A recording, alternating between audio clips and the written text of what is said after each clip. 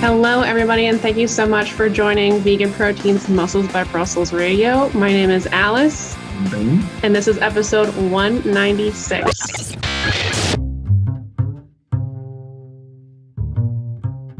All right, Okay. Alice. So today we're talking about all things bodybuilding. I feel so lucky because the past couple podcasts that I've done and will continue to do, I've got a part two scheduled with John coming up. We just recorded the first one a couple weeks ago.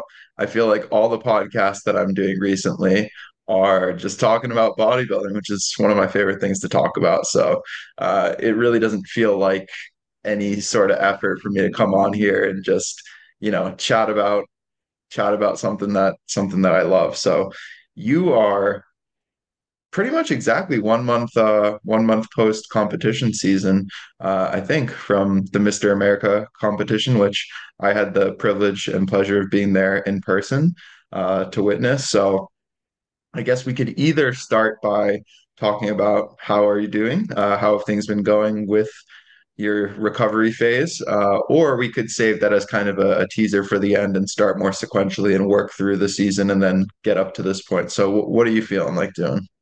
Let's do sequentially because I feel like both you and I have a lot to say about our post-season experiences. Yes. Yes, we do. We do. Okay, so I will go. I'll let you kick things off. When did you first kind of think about or know that you wanted to compete this year? And what were kind of the steps that you needed to take before that to feel like you were ready to step on stage? So I had been building for a little over a year. I felt really good where I was in the process of the build. I had reached a point where it was getting very difficult to continue putting on weight. My body was resisting, but I still was very wishy-washy about when exactly I wanted to compete. And basically, watched a bodybuilding competition. I watched Mr. America, and I was just so inspired and so pumped. I immediately just decided then and there, like I had to start my cut immediately. As soon as I got back from that trip, the process began. And funny that that was actually the first time that we met was at that competition. I only remembered this year at Mr. America because I was thinking about, oh, I'm going to meet Alice for the first time. And then I'm like, wait, actually, we briefly met that last year when I wasn't working for Vegan Proteins at the time. I was just there kind of cheering on my friend who was competing in the show, and I was sitting out in the hall eating God knows what, some weird bodybuilder snack or food, and you came up and we had a nice little conversation in between all the craziness that was going on with the plant built team and you kind of running around and helping out with that. So okay, so you came home from Mr. America. You're super fired up after seeing all the athletes up there. You're sick of the building. Actually, let's stick with that for a little bit. So, did you have for that build, did you have any goals in mind for what you wanted to work on or improve before going into this season? Or was it like, oh, I want to bring up this body part? Or was it kind of just like, no, I just feel like I need to grow a little bit everywhere and get like be in a good position to start prep from? In general, for me, the theme has been grow everywhere because I am such a petite person naturally. I was never an athlete growing up. Well, that's not true. I did roller skating very, very young. But after that, there was no athletic goals in mind. In fact, I hated any kind of sport. I hated gym, and that's funny. It's funny to think about that now, but yeah, so building has always just been put on as much size everywhere as possible. That's been just me. What about you? So I think that as far as I remember, the first time that I thought about wanting to compete was in the spring of 2021. So I started lifting and started getting into fitness in the summer of 2019. I was in between my sophomore and junior year of college. I was studying exercise science. I thought I was going to kind of go the physical therapy route. Ended up, where I am now, coaching. Uh, but at the time, I was just looking for a way to learn a little bit more about some of the classes that I was taking and get a little bit more practical, hands-on work. So I'm like, okay, would probably be good to learn a little bit about strength training if I want to work with athletes and that sort of thing. So got into it then, and I'd been lifting for, I guess, like a year and a half or so up until that point. And I followed a lot of kind of like mainstream fitness YouTube channels and accounts. So I knew about like Jeff Nippard. I was watching a lot of Greg Doucette. So I was watching these channels, but I didn't, and like I thought bodybuilding was really cool. And I've always been somebody who's like, I care about like muscles. Like strength for me is kind of like a cool side quest, but it's never been like, powerlifting has never really appealed that much to me. I've always just liked the aesthetics and kind of the art and science and merging those two of bodybuilding. So I always intrigued me, but at the same time, I knew what it took in terms of steroids in order to be competitive. At least that's what I thought before I discovered natural bodybuilding. I didn't even know that there was like a subsection of bodybuilding where you competed drug tested naturally. My first introduction actually was watching a podcast with this guy called Doug Miller, who has earned the nickname Drug Miller because people think that he takes steroids because Oh he's man. arguably like the best male natural bodybuilder of all time. Just like a freaky physique. So I saw that and I was like, I'm a little bit skeptical. But then once I kind of started listening and watching more podcasts, I was watching, um, I'm trying to think, Stronger by Science, Revive Stronger, uh, the 3D Muscle Journey podcast. I started really like diving into it full force. And the more that I watched these things and I looked at actual bodybuilding competitions, it kind of opened my eyes to what you could accomplish naturally. And at first I was like, oh, this is not impressive compared to these like enhanced physiques that I was usually like used to looking at. But then over time I came to appreciate how impressive it truly was. And then when I actually went and saw it in person, I was like, whoa, this is like whole another level. It's crazy. So the first time that I really thought about it was kind of in the spring of 2021. And I looked at my physique and where I was at, and I started my fitness journey, I guess you could say. I feel like that's such a cliche like term right there, like fitness journey. Like the amount of time that people like say those words together, like, and the amount of times I've said it, it sounds like gross to my ears, but whatever, it is what it is. Uh, when I started that, I was a little bit on the heavier side, never really liked the way that I looked. So my first introduction was doing a pretty aggressive cut and getting very lean, but I didn't have much muscle mass. And then I was kind of just in this limbo of trying to maintain that for a while because it's like, you see your abs for the first time and you're like, whoa, this is crazy. I don't want to let go of this. And I think I started to also identify with the fit guy, the guy who had abs. And I was in college, and of course, like, people notice that sort of thing, and you're getting people, seeing it and commenting on it. So I think that probably played into it. But then I asked myself, I'm like, okay, what's more important to me? Being a competitive bodybuilding athlete or holding on to this like kind of like lean identity that I had for that I cultivated over the past year or so. And I'm like, I think I really do want to pursue this natural bodybuilding thing. So I committed to going through intentional phases of building and then diet phases. And as I did this kind of sequentially over 2.5 years, I got better and better at, the skill of each of them, better at building, like, okay, if I hit plateaus, what are some different strategies that I can use to get around that if I want to eat more? How can I do it kind of like slow, make kind of slow gains and not overdo it? Like the first time I really committed to a bulk, I way overdid it, like gained way too much weight super fast. And I was in funny photos. I have the whole like moon face going on, Oh, but it was great. I put on a bunch of muscle, so I was happy. I didn't care. And then, I got better at kind of the skill of dieting as well, because, build back up, strip off the body fat, rinse and repeat. And so that was a really productive 2.5 years from that spring of 2021 to the fall slash winter of 2023, which is when I decided to start my prep. Hmm. which wasn't anticipated. I actually had planned on waiting at first when I started thinking about bodybuilding. I was like, I'm going to wait 10 years of training, and then I'm going to compete. But then, like, as I went to more shows and I got more involved in that world, I started to get more of the desire, like, oh no, I want to experience what this is like. Yeah. And then I found out that Worlds was going to be in Boston this year. So I was like, okay, that is the impetus for me to do it because born and raised Boston area. So I wanted to be able to do that show as kind of like have friends and family come out and support. So that's kind of what spurred my decision to start my prep earlier than anticipated. And that building phase, it wasn't without its ups and downs. Like I had a spontaneous pneumothorax, which means my lung collapsed at one point during that, and so I was out of the gym for a couple months. Had to find ways to train around that, and you always get the typical injuries and setbacks and stuff that comes up. So it was by no means perfect, but I learned a lot, and I put on a lot of muscle mass in that time frame.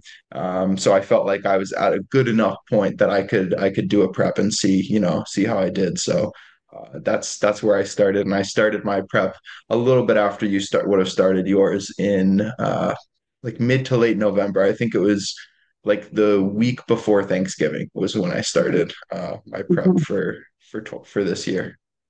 Yeah. And I had already been dieting, not for, I forgot to mention, I had already been dieting for a couple months just because we were going to do like a photo shoot as a team at Vegan Proteins. And so my diet had started a little bit before that, but didn't change the plan too much. It literally was just so spontaneous and like ready to go now for me. Because there's a lot of question and planning that goes on with, do you want to compete in like the early winter shows, or do you want to wait until summer and fall, because you have to be strategic because it's so difficult to have a longer season. But I just didn't have any patience at that time and was just ready to go. So my first, like, the first one this year was February, early February, I think. So yeah, I actually ended up getting lean very early in the cutting process, and it was surprising, very uncomfortable, but I think it helped me looking back at the different prep seasons. Um, I think I was able to come in with a really nice look, and I was really happy with how it turned out. And that's when I got my pro cards.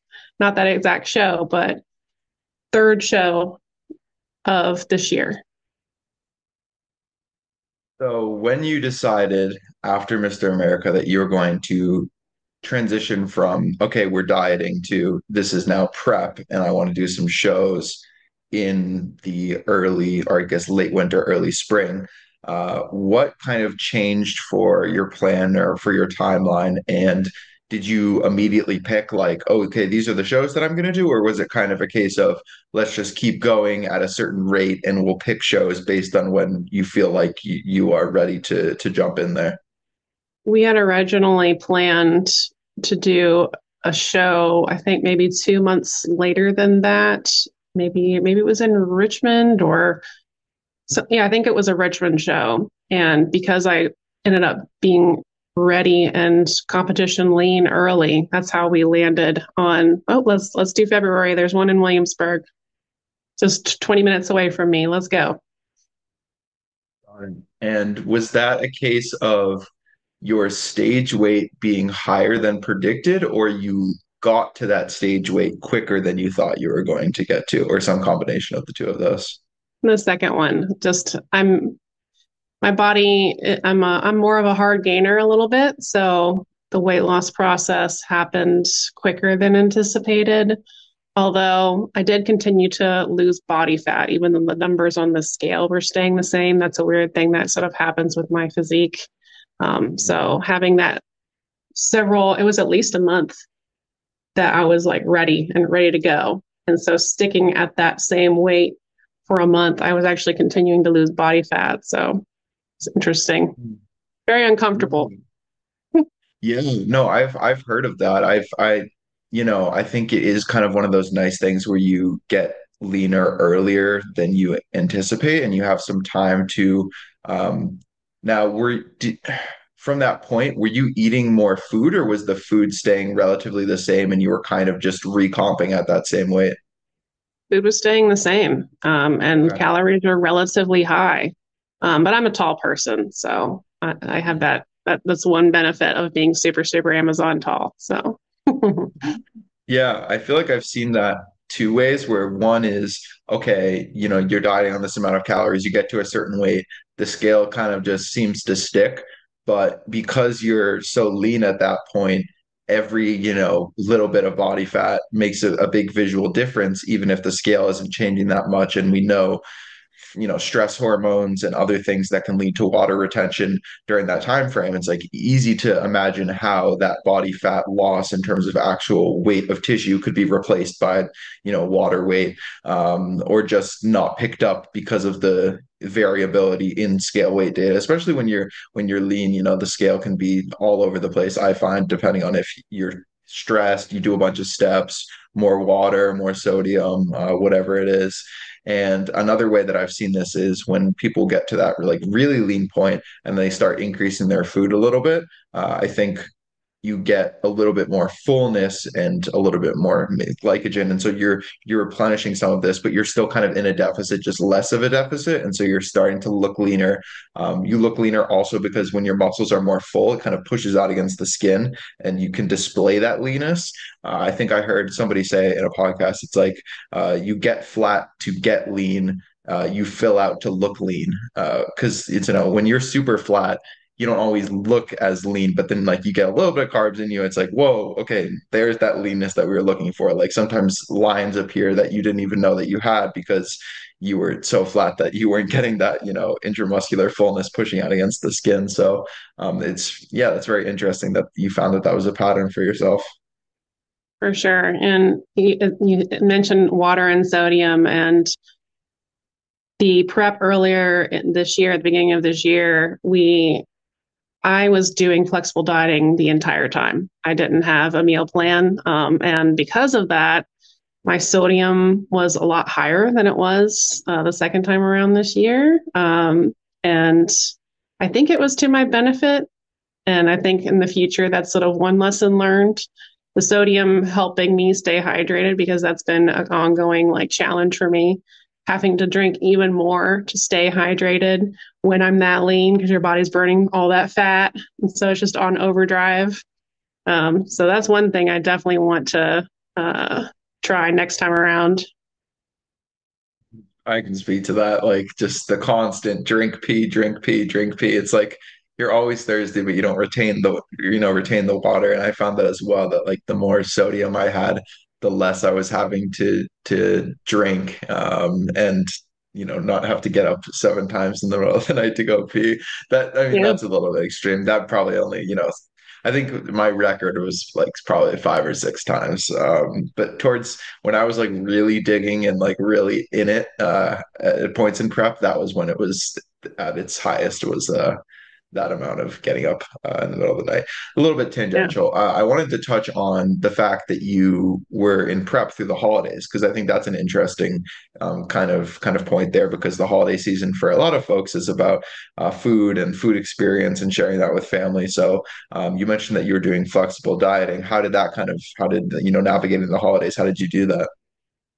I have a lot of practice with flexible dieting, and I am like a master at macro Tetris. And even because the rest of my family is not vegan, except for my brother, who he's sometimes, most of the time he comes out. This year he's not, unfortunately. But I'm used to making my own food for Thanksgiving and for Christmas. So I get to make my own diet foods. Some things I don't make as diet because I know that my family likes them. Like they really like the vegan stuffing with the field roast sausage in it. And then my family will also make little adaptations to things so that they can make it vegan, make something else vegan, like the sweet potato casserole, for example. So it's pretty easy for me when I make my own seitan, when I'm making my own like macro friendly protein mac and cheese, because they always have mac and cheese, so I have to have my version. Um, and things like that. Yeah. So it's sort of natural for me. because I've just been at it so long. And my health also plays a role in that as well because I have ulcerative colitis. And one of the biggest challenges has always been I've learned that I can't have too much fat in one sitting or it will trigger symptoms for me.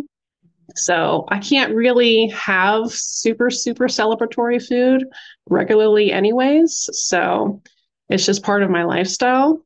But when you're in total control of your food, I'd say like it really helps your environment.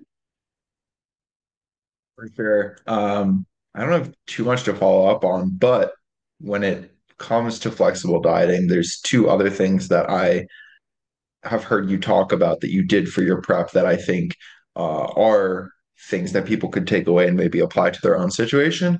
One of them that you mentioned is you would intentionally set aside some calories each day just for like foods that you enjoy, just for the pleasure of eating them, which I think is really important because prep is so long. And if you try to just like white knuckle it the entire time and like you hate everything that you're eating, you're never going to make it through.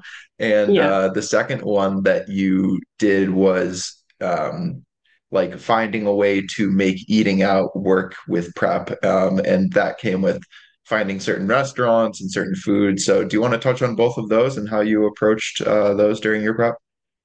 Yeah. So I am a big fan of meal prep, but I also mix it up with just making very quick and easy meals. And I pretty much have part of my day on repeat as far as my breakfast and lunch slash pre-workout meal is concerned. That's when I get my fruit, my two servings of vegetables. Of course, I'm getting good protein amounts both times. Um, and once I'm done with those two meals, I'm making sure that I'm getting protein throughout the day, but basically I'm hoarding up carbs and fats, setting them aside so that I'm able to have a lot to play with when I go out, and a lot to play with on holidays as well. But I have everything's so set in stone when I'm at home typically that I almost always have room for my cereal at night. That's my food that makes me feel like I'm not dieting on a day in and day out basis. I look forward to it. I think everybody struggles with the evening times, right? As far as sticking to any kind of calorie deficit or any kind of meal plan at all, that's the time when we're the most like you want to get into the kitchen, you want to graze, you want to snack. But if I know I have my cereal to look forward to, then I usually think to myself, you know what, I'd much rather have my cereal than have, fill in the blank food most of the time. So that helps me a lot. It doesn't have to be cereal. There have been other times where before I started on my cereal kick, which has been a long time, trying to fit in like those little Trader Joe's oat milk ice cream sandwiches, those little things. So that was something I did before. But as far as eating out, yeah, trying to eat out in a place where it's very rural and there's not a lot of other vegans can be challenging. Um, so we utilize a lot of like going to Mexican restaurants and going to, Chinese restaurants and Thai restaurants. And a lot of these places will have tofu. So storing up fat for the ability to have a whole lot of tofu because they're usually very generous in my experience. You get like a whole block of tofu a lot of times. So doing stir fries when I go to get Chinese food, something similar when you get Thai food. They always have the tofu vegetable. Maybe it's like a ginger sauce that it comes in with like a little ball of rice. Mexican, always doing some kind of tacos or bowls. And if you can find a bowl anywhere in any restaurant that you can make vegan, and most of the time it's easy to do that, they don't mix everything together for you. So even if not everything in there you want exactly, or you want that much of, maybe they give you a ton of rice, you can sort of pick around it and you can make it work. But I save up so many calories that it just ends up working anyways. What else? if we do have a couple of vegan places across the water in Virginia Beach where my boyfriend lives, and one of them is like a sandwich place, and it's basically like a vegan Subway, but she has expanded her menu again and again and again. It's Honest Pastures, and Deja does an amazing job. And she cooks very like low oil. It's very easy to eat out there. I think a lot of vegan restaurants are going to try and make their food a little bit healthier, even if it's still like, all right, here's a vegan burger, here's a vegan sub. So I was able to rely on her a lot. If I go out to any place like that, like look for seitan. If you can find seitan, it's all protein. It's easiest to track that and, track the bread, track whatever kind of fat you have, whether that's vegan cheese, or if you can ask for your mayo on the side, and you can visually see how much you're eating instead of having a sandwich that's drowning in mayo. So yeah, I have a lot of practice with that. I love making it work. And I'm pretty successful at it. I know I have a pretty good metabolism, but also like it's a combination of both. It's very insightful. I think that'll be helpful to anyone who is trying to figure out how can they still do these social events even when they have to or want to, I should say, be more dialed in and more uh, pay more attention to detail when it comes to nutrition. Maybe they're probably in a deficit in a dieting phase. I think that's one of the nice parts about building phases is that you have more of that flexibility to do that sort of thing. You don't have to be as meticulous with planning out, okay, I need to save up these carbs and fats for later in the day. But I still think that there are ways like you found a way to make it work to do that. And I think that is important, is not just shutting out everything socially when you do decide to do a competition prep, because prep itself, it can already be a pretty isolating thing. Not really many people will ever understand kind of what you go through psychologically, physically. So it is helpful to still have ways to connect with people. And I think food is just such a way that we do that. It's sometimes difficult to find social activities that don't involve food. But I think that there are other ways that you can do that, going on a coffee date, going for a walk, playing board Mhm. games. There are other ways that you can do it, but I think that in finding a way to still, eat out, because you're going to have events that come up during your prep, whether it's like a birthday or family or friend events. There's going to be stuff that comes up. So it's better to have a Yeah. plan than to just say, I'm locking it down for the next 6 months and not doing anything. And just for other listeners as well, I do want to put out the caveat like the most I can get away with doing this is once a week, and it's not always once a week. You still have to have limitations with this.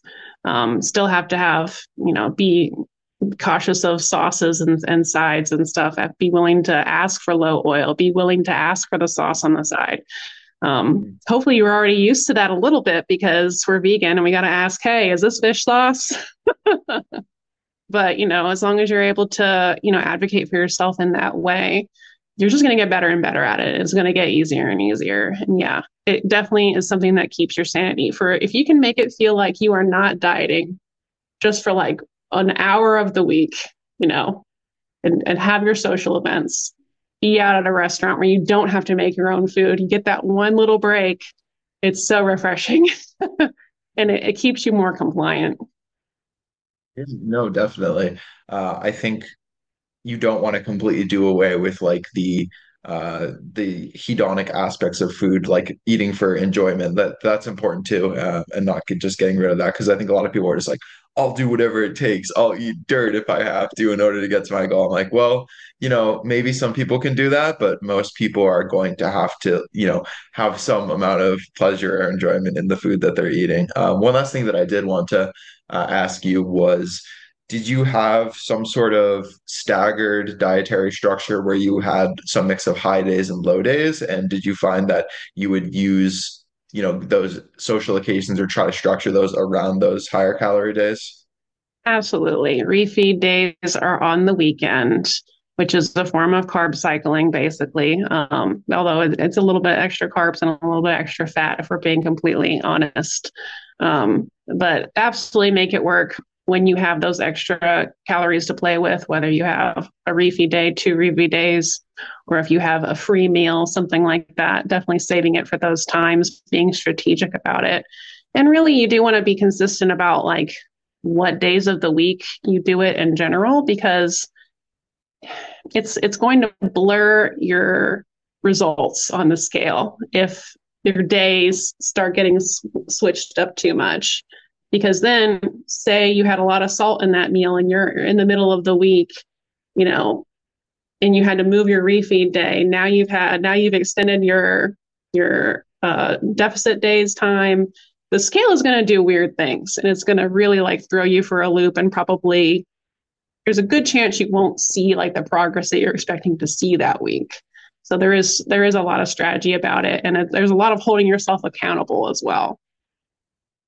I think having back-to-back refeed days is something that is really helpful. It's like being out of that deficit for that short period of time in the week. I think there's something very restorative and healing about that, both from a, like your body and getting a little bit of extra oomph going into that training week, when you start the next week.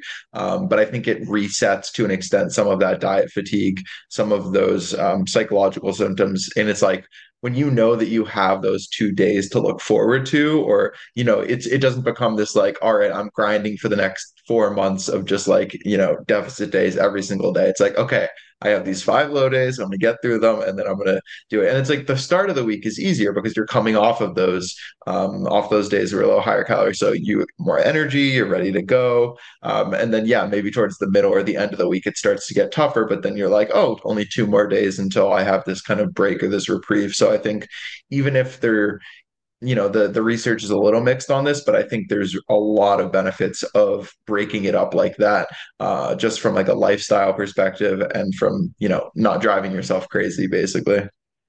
It's so hormonally beneficial. I talk to clients about this all the time. It basically just, you've got such high cortisol, such high stress hormone from being in this deficit for such a long period of time. And being able to have those extra carbs, a little bit of extra fat on the weekend, is just going to lower the cortisol and increase your more positive hormones.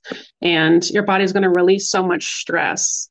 And even though the scale will go up a little bit, as you're eating more calories, your body will be able to release more of the weight when you go back into your deficit. And I think that's something that people fear a lot, especially when they're not used to carb cycling. But it really helps you to be able to eat more calories for a longer amount of time before you just keep cutting down and cutting down and cutting down.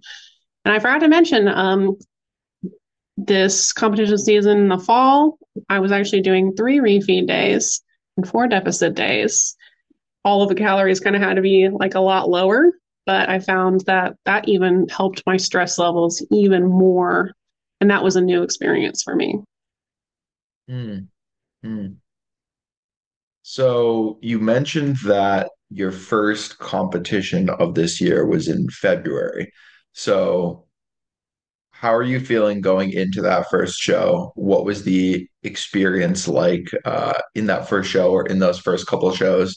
Because I know we've kind of alluded to the fact that you split up your season and you had kind of a spring season and a fall season. So I guess starting with the spring season, what was the experience like there? I felt so overly prepared. Of course, I was super nervous. Of course, I had a million questions. Of course, I got backstage. I had no idea what was going on, as far as like I was completely incapable of paying attention to the expediter. I was just like, I hope they call my number, and I'm just like alert enough to be able to catch it. But I felt so overly prepared, and when I arrived, and when you're competing in amateur, when it's a smaller show in a more rural area, like I showed up and I was by far the leanest person that I could see backstage, and I was like, oh, this is going to go really, really well. So I felt really good the whole time, and I just loved it. I loved every minute that of the competition itself. Now, getting ready is probably the worst part of the entire thing, in my opinion. Get it as a female, having to do your hair, having to do your makeup, going to get the tan, which eventually I started doing my own tan. But even then, oh, it's all terrible. But it's all worth it when you get backstage and when you get on stage. I definitely, that's my favorite part for sure. The being on stage part and kind of presenting your, Mhm. what you've worked so hard to achieve. Yeah, for most of the time, for the most part, I get on stage and I'm just completely like I'm able to just zero in on the judges and trying to like have that make that connection with the judges. And it's a good thing. I wouldn't say that it's 100% of the time, but when I'm able to like reach that zone, like that's when I do the best. That's the majority of the time, and I'm just having fun. It's like the one time I'm a diva because I'm so opposite of that outside. I'm someone who doesn't really wear makeup. I'm someone who, I'm just more like of a jock now. That's my lifestyle. So it sounded like you weren't at least outwardly too nervous or uncomfortable being up there. Was that something that you had to cultivate and practice ahead of time? What did the posing preparation look like for you? Because I think bikini is one of those categories where the presentation is super important. How you walk on stage, even down to the details of like your suit color and how that complements the rest of your look and the jewelry that you choose to wear. And there's just a lot more aspects to the performance, the actual being up on stage, I think, compared to some other categories. So, what was that whole planning process? The posing, the picking out all of the different accessories that go along with that. What was that like for you? Hmm. Yeah, the second worst part of all of this process is posing. Um, I'm not natural at it. I had a posing coach. We worked together for 3 or 4 months, I'd say, and she was really good. But I wish she had pushed me a little bit harder. Right? I think she just didn't want to be like come across as mean or like too strict or anything. She wanted to be friends, which I can appreciate, and she made me feel comfortable. But I do wish she had been a little harder on me. But by the time I got on stage, it's like you practice so much. You if you don't go up there feeling over prepared, then you're in trouble. um, Even my first time, like stepping on stage, you get if you don't have that practice with that actual time walking, presenting in front of the judges, you can have times where you get nervous and it's hard to hear the judges, and you may be like, deer in headlights for a moment. And that happens, but that's why you just want to be completely over prepared walking up there. And as far as choosing your suit color, as far as choosing your jewelry, as long as you have something that looks like everyone else up on stage, including your hair, you're going to be fine. You don't want to try and do anything too different, especially in bikini, because it actually, in my opinion, ends up hurting you more than helping you. So choose your color, choose your favorite color because the judges don't care. You know, have at least a bracelet. It doesn't have to be both hands. Have earrings that are big enough that you can see from 50 feet away. Get your hair done because they will comment if you don't do your hair. And yeah, other than that, just prepare. Great advice. I don't think what you said, like when you're like, you can't practice your posing too much, it's true. Because the more second nature it becomes, not only do you have more endurance and stamina if they're really working you with the poses up there, because you can get to the point where they put you through so many rounds, you're shaking, you're quaking a little bit, you can tell who's practiced their posing and who hasn't. So it's not even just the execution, it's also how long can you hold those poses? Can you maintain that composure when you're tired and you don't really have a ton of energy. Depends Yeah. kind of how your peak week has gone. So I just wanted to echo that. Did you have anything else you want to say on that? No, but I want to hear about your version from the men's bodybuilding side. Yeah. Okay. So I suppose I'll start back when I decided that I wanted to prep, which started prep, right before Thanksgiving. So, um, when it comes to holiday meals, eating out, I took kind of a similar approach. If I knew that I was going to be doing those things ahead of time, I would just maybe eat it a little bit more conservatively throughout the day. Most of those things tended to be in the evening, so maybe I would just have a little bit less. If I think most days I was eating 4 meals, and so for my first 3 meals, I would just eat a little bit less, and then just try to be, engage in some of those mindful eating practices for that meal out, trying to pick something that had some protein and usually like vegetables, and keep it to that, understanding that yeah, there's probably going to be some like added fats in there and some stuff you didn't account for, but I always like to think about it when you think about the number of meals per week that you're eating. If 27 out of 28 meals you prepare yourself, that one meal is just going to be such a small fraction that it's going to be okay.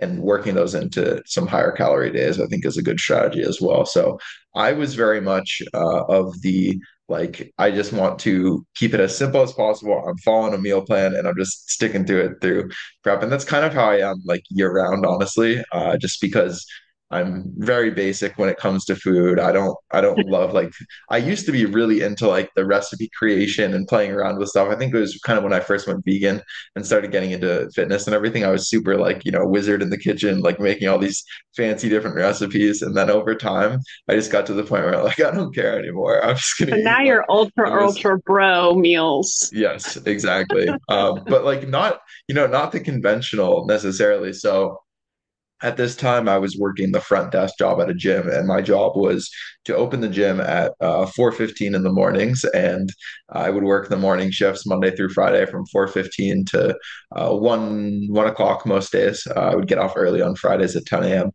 And so that involved its own set of challenges. There was a fridge at the gym, a large fridge that I could store stuff in, and we had a microwave. So there were ways that I could have prepared food and stored it, but I wanted to really just like not be thinking, because I knew from the past that I just don't want to be thinking about food all the time. And sometimes when you give yourself too much flexibility, and I personally didn't really care. I'm okay just like keeping things pretty simple. And if I really want to, I'll just do something else. So, what I did was I tried to figure out, okay, what is going to be the easiest thing that's going to require the least amount of prep time? Because I would get off at 1 o'clock, I would train afterwards. So I would train, and then if I had any like cardio or something to do, I would do that as well.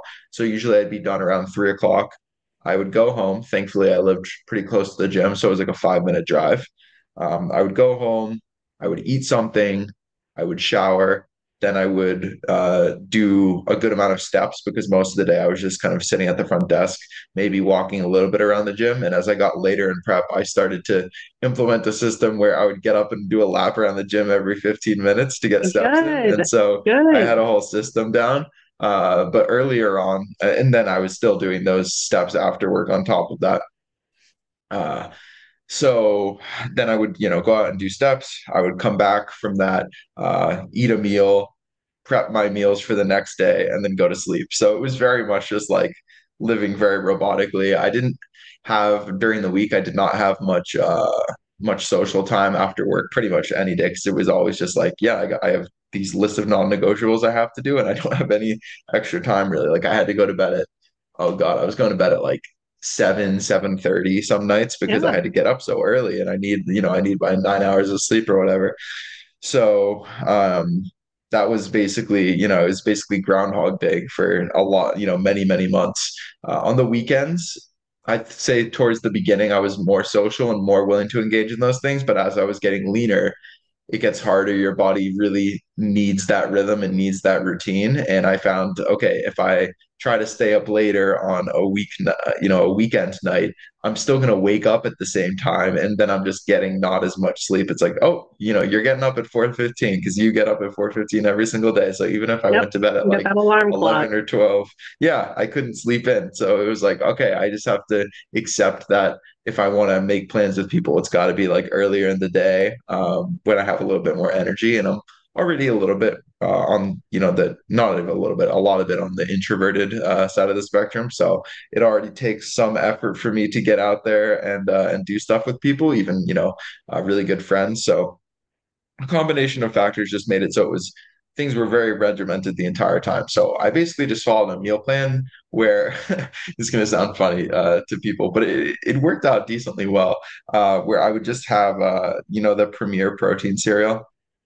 I would just have Yes. two servings. I would have two servings of that with 1 cup of almond milk and some fruit for all of my meals, just Oh my throughout the day. That goodness. that was literally every single one of my meals. And then I actually think I had some like cucumber and tomato and yeah, I had some cucumber and tomato for vegetables, but Very otherwise it was like non-starchy approach. oh yeah. It was like I would have because the protein cereal has a good amount of carbs in it. So that would eat up a decent amount. It was just because it was so easy to prep. I could just bring it like already measured out in little like Tupperwares and just eat it for my meals. And I could keep Mhm. I would just I'd bring a little carton of almond milk with me and work and just keep it in the fridge there. Mhm. So And I my think it's worth my mentioning, like yeah. I would utilize things that were mostly protein. Like I love the Premier Protein cereal, but I Yeah. would have been a little more careful with that because I spent so many days hoarding my carbs that I'm either using seitan or in this last prep, I was using the soy-free fava bean tofu because it's 100% protein. So that's interesting that you took that approach. Yeah, and I probably would have used more of that stuff, more protein powder, more of that stuff. But it was just like even that little prep time of like preparing that, cutting it up. It was like I was trying to save time wherever I could, and I liked the cereal too. So I'm like, I can eat cereal 4 times a day, no problem. I mean, who doesn't like cereal? Yeah, it's maybe not like the tastiest cereal, but it's pretty good for protein cereal. So I You would let it get soggy, for it's good. yeah, well, yeah, no, it does not get soggy. It is Oh, I it's think it does. hard. It's a cardboard. Um, so yeah, I would have like apples with my first meal, peaches with my second meal, which is my pre-workout meal. Um, what would I have after that? Oranges and kiwis. Those were like the main fruits that you can tell, like the fact that I still remember this, and that was pretty much what I was having every day. And then if I took kind of refeeds a little bit more auto-regulated, because at the start of my prep, I was like 190 pounds and I was eating like 4,500 calories a day, and I was pretty like done with food. So I immediately pretty much slashed that in half, and so I dropped my weight very quickly. So I didn't make any changes to steps. I didn't make any changes to anything, and I dropped that first 20 pounds really easily, just kind of following that approach. And then as I started to get leaner, I took more refeed days and would like auto regulate that based on how I was feeling. And so for my refeeds, I would just either have like some more fruit. I would have like cream of rice or some form of rice usually. Right. I would maybe have a little dark chocolate if I wanted to have my fats a little bit higher. But I didn't start having like weekend refeed days until I was really closer to my competition, like 6 weeks, 5 weeks, like sub 6 weeks out. Then I was pretty much having them every single weekend and like pre-planning them in because you need that when you're getting really really lean. Mhm. Uh, so I had initially planned on just doing fall shows because I had mentioned doing the World in Boston, and there were a bunch of shows kind of centered around that, including Mr. America. I think they're like 6 weeks apart, which is tough but doable. And like it's a little bit of a long season, but you definitely can do it if you time it right. Like if I'm just getting kind of to that peak level of leanness around Mr. America, and then you can kind of eat up into those later shows and maintain condition. It's not the easiest thing to do, but it's definitely doable. So that was initially my plan. But because the prep had been going so well in kind of the winter slash early spring, and I was like leaner than I expected at the time that I expected. I was initially planning on basically having like a 2 or 3 month maintenance phase where I was kind of at that like 10 or 15% above stage weight, where I'll usually try to have most competitors start if I am going to coach somebody through a prep. Like I was self-coached for this time period, which going forward I probably won't do that again. It's difficult. It's difficult. I got to the point where I was like, okay, there are some shows kind of late spring, early summer, and I was like, why not just jump in some shows earlier? And yeah, I won't be like 100%. I'll be like I'll plan on being like 85, 90%, and then I'll take like that kind of 1 or 2 month uh diet break maintenance phase, maybe eat up a little bit and then go back down into a deficit and really kind of like dig for the fall shows. But what ended up happening was my competitive side got the best of me. And when I started prepping, like when I decided that I was committing, I committed at like 10 weeks out to this first show. And I was probably, I think I was like, I want to say I was like mid 160s maybe, and I planned on stepping on stage at like 145, 150 for like at my leanest. So I was expecting for these shows to be like probably mid 150s or something like that, maybe a little bit lower. So about a pound a week if you kind of average it out. It didn't seem that unreasonable at the time. But what happened was I think I was just this being my first season, I was a little bit insecure about not wanting to look out of place on stage and wanting to be lean enough. And knowing myself, I'm always somebody who tends to push too hard as opposed to not hard enough. And like the first day I ever went into the gym, I was like, I remember I was benching and I like failed on the incline bench and then I had to like roll it off. Like I've always like been the guy who like go to failure on everything. Like to the point like too much when I was starting out, and I've had to dial that back. So it got to the point where, yeah, I was just kind of insecure about being lean enough on stage and being competitive enough. So I pushed definitely way too hard in those 10 weeks. And like looking back at photos, I can see, yeah, I did get leaner, but I definitely lost a decent amount of muscle mass in that process. And I don't think it resulted in a better presentation on stage. And that's usually what happens when you push things too hard, especially when you're getting leaner. If you try to speed things up, that's like the opposite of what you want to do. You want to slow things down as you get leaner. Mhm. So I got to the point where my calories didn't actually get uh lower that much. They kind of stayed at the same point that they were at earlier in the prep. Like I pretty much kept my calories in between 2000 and 2300 for most of my prep. But my steps were just like slowly creeping up and creeping up and creeping up. And I think part of me was, I think there was a little bit of an immaturity on my part of like not wanting to let go of some of the food that I had and like, okay, Mhm. I can just, That's where a coach would have I helped.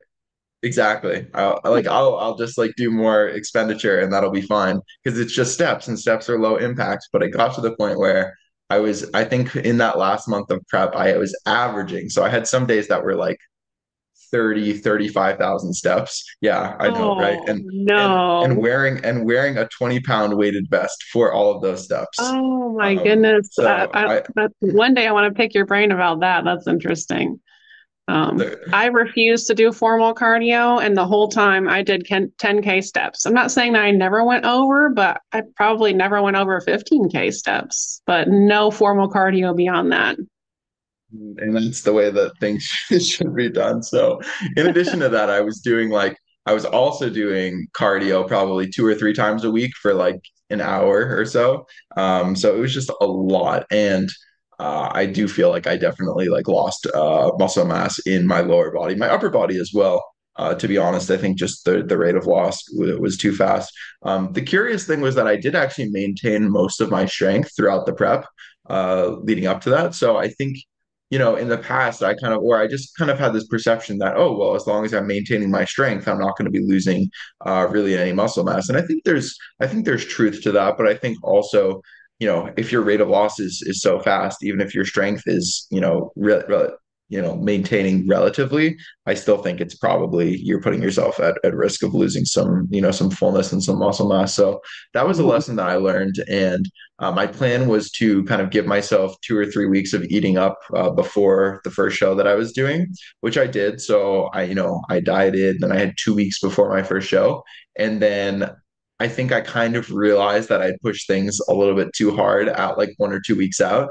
Um, but I almost got to this point where it was weird. It was like I was almost like sick of bodybuilding. Like I was just so mentally burnt out from everything that I just want like I was just all I could think about was like getting back to my off season, like making improvements again. Like I didn't even I was like I don't even know if I enjoy prep. Like I'm just doing this because this is my form of activism, and I probably wouldn't be competing if it weren't, it's just not enjoyable anymore. And I think, yeah, it was the way that I went about the prep. But so I tried to kind of like correct things by increasing my food and trying to, regain some performance in the gym and regain kind of some of that fullness that I lost. But basically, just what ended up happening Mm. was that I would just like ended up with this like smaller, watery look that did not look good on stage. And I can hear Danny and Giacomo in my head right now being like, "You're being too hard on yourself. Like Oh,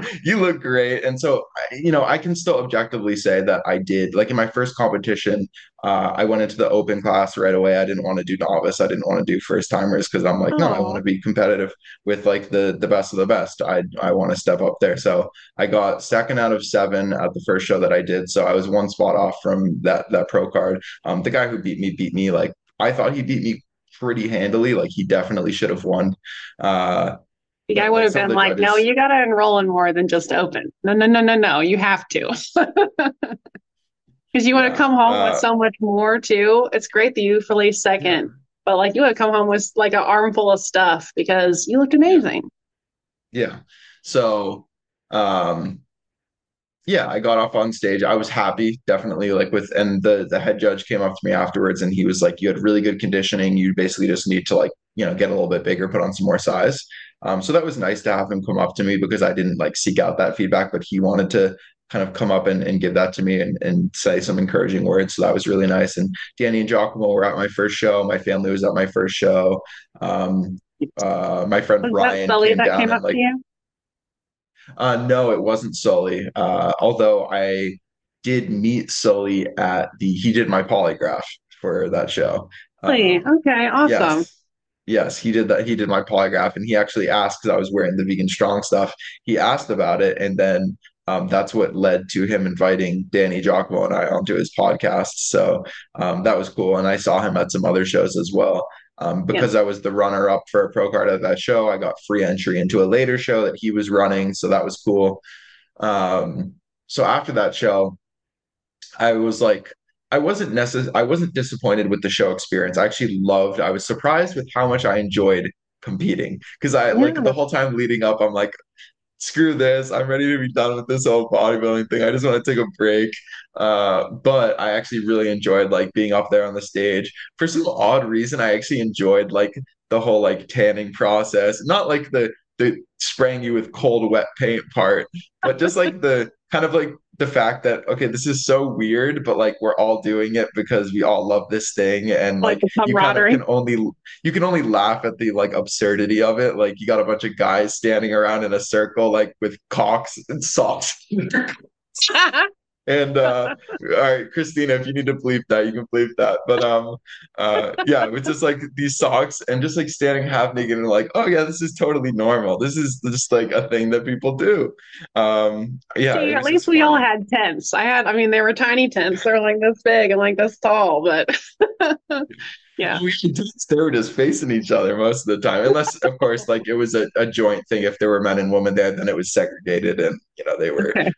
being careful with that. But so I didn't mind the show day experience, and Ryan was there to film it and capture it, so I was thankful for all of that.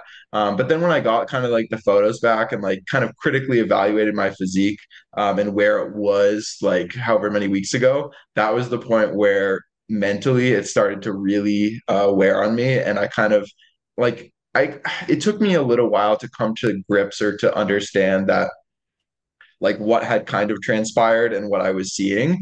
And it was hard for me to accept that because I felt like I had put in so many, like, I spent years of building, working up to this, and I really wanted my first time on stage and my first season to go well. Like I'd be lying if I said that I didn't think about wanting to, compete for a pro card and have that. And I had a lot of people telling me like, oh, you're going to be competitive, that sort of thing. So I think although obviously no one's ever going to care more than yourself about how you do, I think there was kind of a pressure that I was putting on myself and also kind of felt this external pressure that wasn't really there, but I was kind of putting that on Of course. myself. And so that was really hard. And I kind of came to the conclusion that, okay, I can't dig any further with where I'm at. Like I'm tapped out, like both mentally and physically. So it was kind of this case of like, all right, if I still want to compete in the fall shows, I have to do some sort of like reverse slash recovery diet, even though I'm still in my spring season. So it was this weird thing where I still had committed and signed up to doing another 2 or 3 shows that were within a couple weeks of this one. And I wanted to do it to get the stage experience, to get practice with posing. I had some friends who were doing the show. So there were reasons for me to continue on doing it. But throughout that time, I was actively like I could see I was getting less lean. I was putting on body fat, and I still, that was on top of having lost some muscle mass. So that was really tough to have to get up on stage knowing that I wasn't confident, I wasn't feeling my best. I knew that I, could be better, and that was really hard. So that wrapped up. And it was kind of, I think it was like June, about that wrapped up. So I was competing from, May and June. I was competing. And then I took a break. So I had like that 6 or 7, I think it was 6 weeks of eating up, of increasing my food and calories. And I went from my prep low was like 148 or something like that up to 158. So one thing I did do well was actually estimating my stage weight. I was pretty spot on with that. Although maybe it would have been a couple pounds higher if I had done things a little bit better with the dieting. So I gained about 10 pounds in those 6 weeks. And I got to the point where mentally I was feeling like pretty ready to go back into things. I didn't feel super tapped out. I didn't have any like really any issues with food or yeah, like during that whole time for that first prep, I didn't really have any issues. Yeah, any issues with food. Other than, and this was silly as well that I decided to do this. Right after I was like, I had my last day of dieting planned, and it was also my last day of working at this gym before I started working at VeganProteins. So I was just like feeling euphoric basically, and I was like, the prep, like all the digging is done, everything's paid off. I'm like leaving this job, everything's amazing, and I decided I'm like, you know what? I'm gonna have a refeed today and tomorrow. And the refeed turned into like what should have been. Usually I was refeeding around 3,000 calories, 2,800, something like that. It was like 4,000, 4,500 on both days. And I was like, Yeah. okay, well, like could be worse. I need to fill out. I'm flat anyways. These things you tell yourself Yeah. because you're like, you can justify it. And then I was pretty spot on actually with the kind of like my reverse or my recovery, I guess, into Recovery those diet. shows. And then I didn't have any issues after that, gaining up to that, like those high 150s. And then I felt like, okay, it was start of July, end of June, start of July. And that was the time where I started to actually, no, before that. So I was increasing food from like basically May and half of June. And then the middle of June is when I started dieting again for the fall shows, knowing that Mr. America was kind of my main target show. And I had a warm up show that was like early September. So that was my spring season.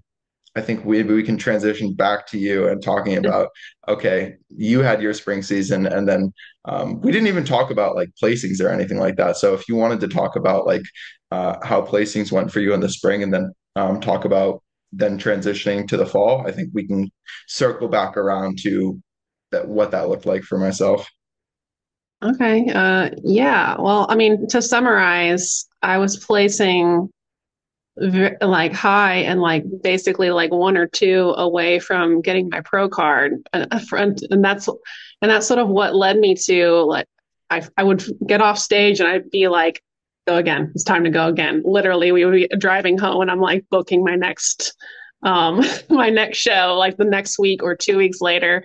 And so it was I think it was my third show that I won pro card in open and masters, and that felt amazing. And still I was like, I want to get on stage again. So I was like, I want to compete as a pro. So I went ahead and did that. And we went all the way to Beaufort, Georgia for that. It was an amazing experience, one of Jackie's shows. And let's see, I ended up placing third in my class. And I felt like I should have done better, but honestly, I didn't look like any of the other women up there. So I was really, really encouraged, but I was also like, all right, my body is done. It's time to go back into a build. And Not too long, actually, right before, sorry, I forgot that. It was actually just right before I went to Georgia that I got asked to be on the Vegan Strong team. And so there was a lot of like, what do I do? Because the whole plan was to immediately go back into a build. But the more I thought about it, the more I realized there's no way that like I would just be beating myself up all year if I didn't do it, if I didn't, it's a dream. You get invited to something you've always wanted to do. How can you say no? So we went into kind of like, I mean, we started a recovery diet just where calories were bumped up to closer to maintenance. And I experienced the post show rebound, of course, where not sticking to those calories, lots of mental challenges with, your body is physically starving at this point. You're physiologically experiencing so much hunger that even though your brain is like, I'm ready to stop, your body takes over, your body makes these decisions for you. You keep going back for more and more food. So that was a really hard time, of course. It's never easy.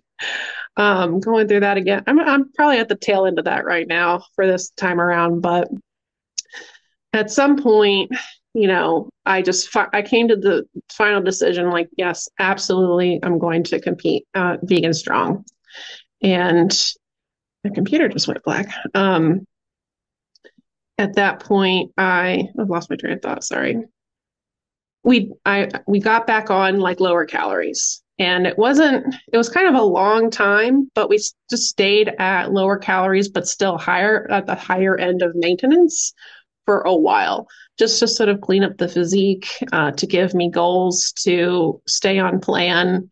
It probably took, a good probably 90 days for me to feel comfortable around food again, for me to especially start seeing strength coming back in the gym, which was really surprising and really discouraging. But so you were talking about how you were trying to regain some performance there. And in between, I was thinking to myself, mine was 90 days. I would have been shocked if you would have been able to experience it that quickly. So I was really, really concerned with not having a long period of time at at competition weight, because that was such a struggle this previous time. And so we did that. We waited until it was like time appropriate. And I actually ended up, once again, it was pretty easy for me to lose the weight. Again, I'm more of a hard gainer. And this time we wanted to come in a little bit leaner, come in leaner than ever. And by the time so the show I was signed up for was Yorton Cup. And it was really great because I wanted to experience it. I wanted to experience, the championships, wanted to see that backstage experience. And there ended up being so many competitors, but I ended up stepping on stage and I didn't even realize it. I didn't even realize it until I started to see the photos that I came on stage very, very flat.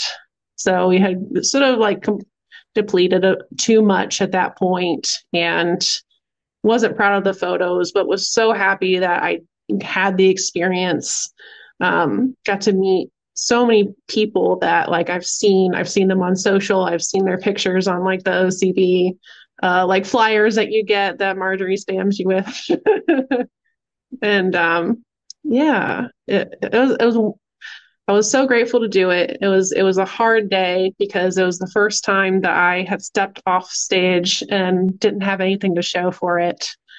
So I didn't take pictures like right afterwards in my bikini, and I regretted that. So the next day we came back because the women's show was one day and the men's show was the next day. So the next day we came back in regular clothes and took pictures. But I was still like, yeah, I still wanted to get back. Of course, I still want to do Mr. America. And I mean, again, amazing experience. We pretty much maintained leading up until like the week before my peak week. We did a lot of refeeding. And I came and, I wake up competition day and my muscles were so full and my tie-ins looked one of the best they'd ever looked. And I went on stage feeling like I had just like I had already won because I really brought my best presentation. And so didn't place last, didn't place great, but Mr. America is cool because you still get a little bit of hardware and just being with the team. There's nothing like that.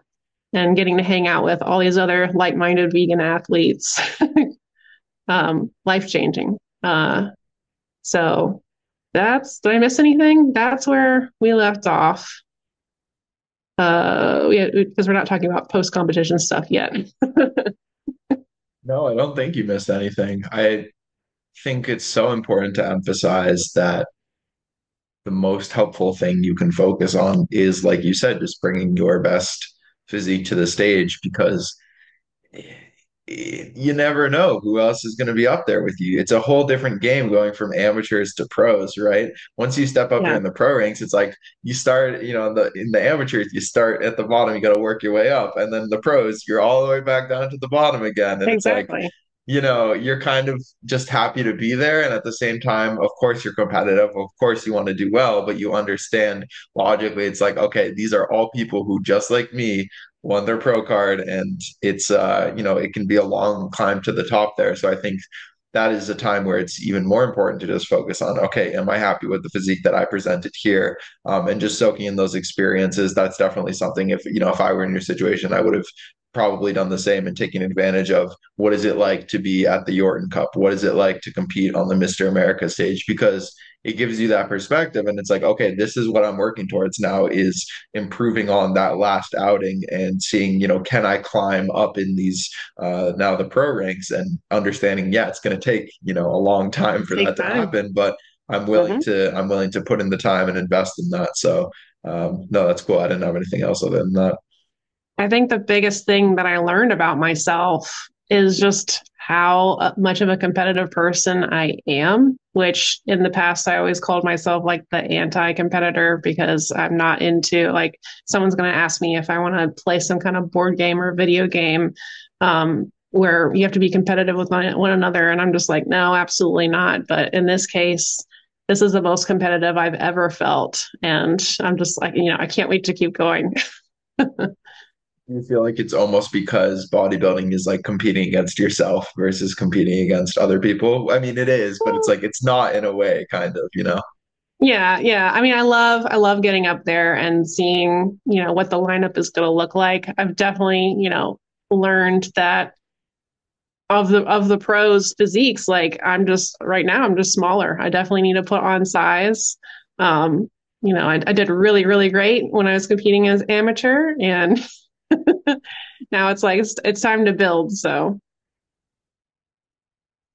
Did I cover kind of my transition from spring season to fall season, and then we can get into some of the stuff around post-show recovery and some topics related to that? Okay. yeah, So yeah, it was mid-June when I started to go back into a deficit for the fall shows.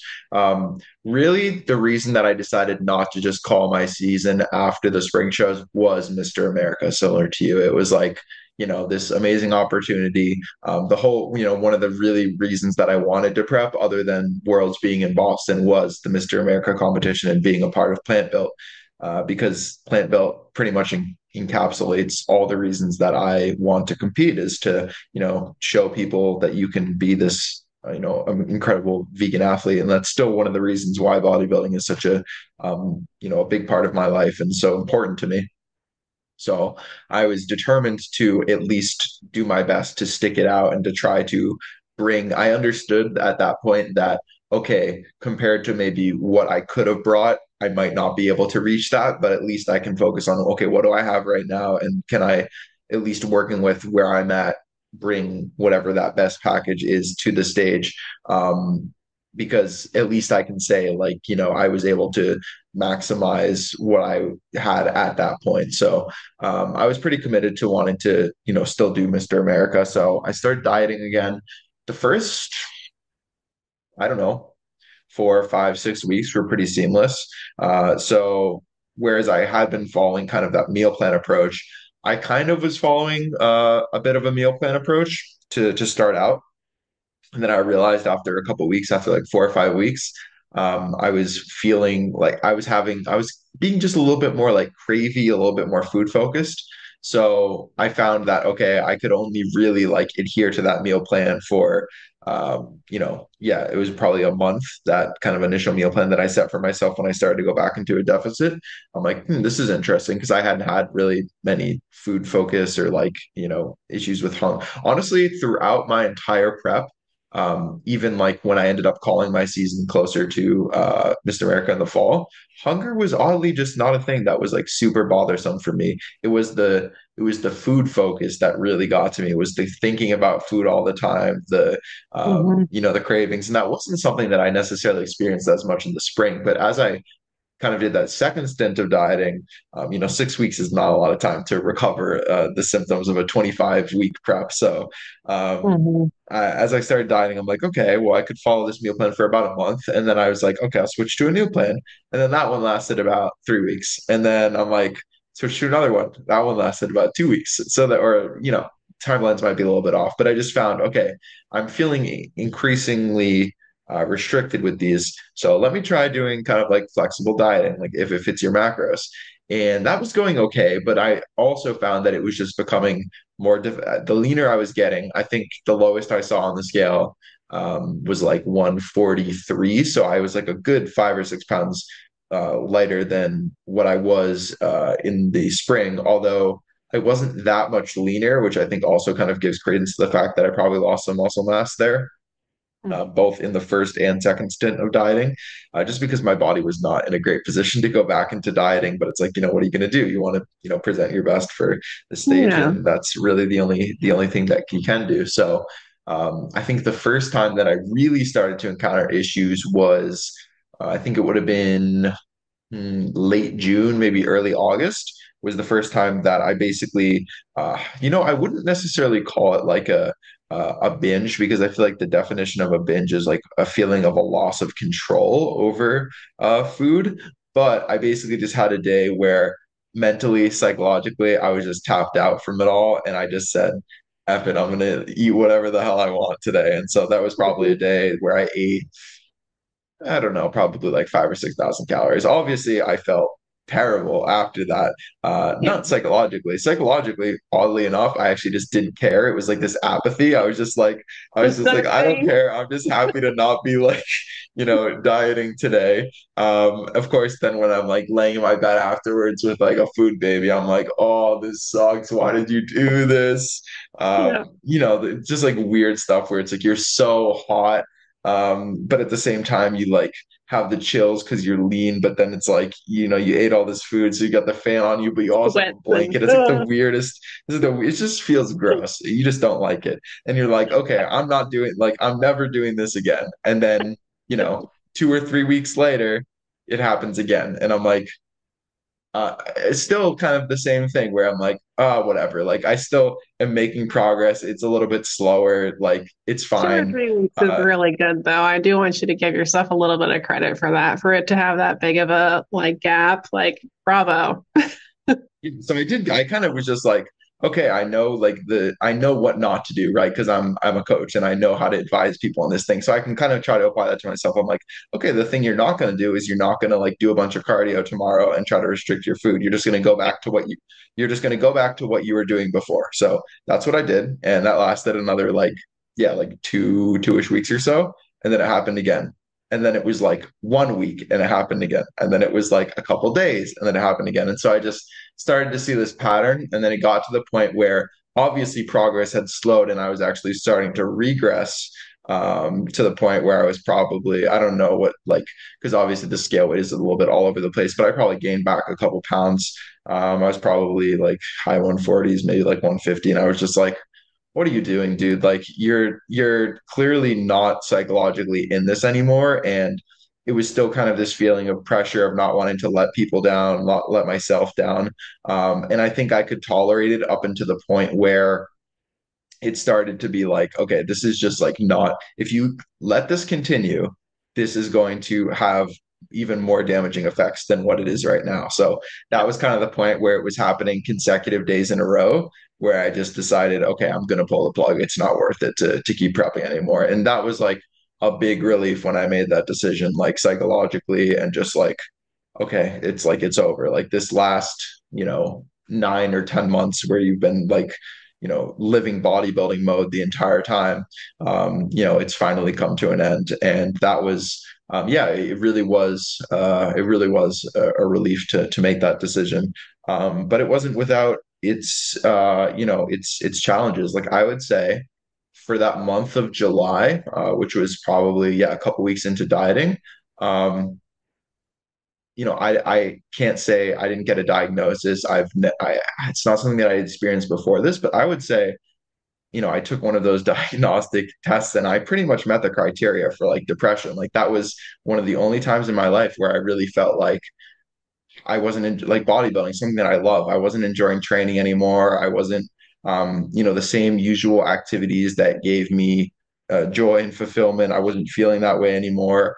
I was just kind of this feeling of like numbness and like grayness and everything. And that was weird because just wasn't something that I've ever experienced. And it definitely, I think, gave me a little bit of an insight of what it's like to maybe have some kind of clinical depression, and gave me more empathy for that situation. And that was something where it was kind of also hard to come to terms with that. Like, okay, like, wow, you really like pushed yourself this hard that this is what it's come to. And I so many times thought about throwing in the towel prior to all like the food issues kind of starting later in the fall. So many times I just thought about like, why are you doing this? This isn't worth it. But I just wanted to try to see it out to the end, the best that I could. And obviously it got to a point where that wasn't feasible anymore. Yeah. And I am, it's hard for me to say like I regret things because, you do the best what you can with, you make the best decisions you can in the circumstances that you're in. But yeah, I look back on some of those times, and like there were times where like I remember I got home from the gym one day. I think it was right before July 4th.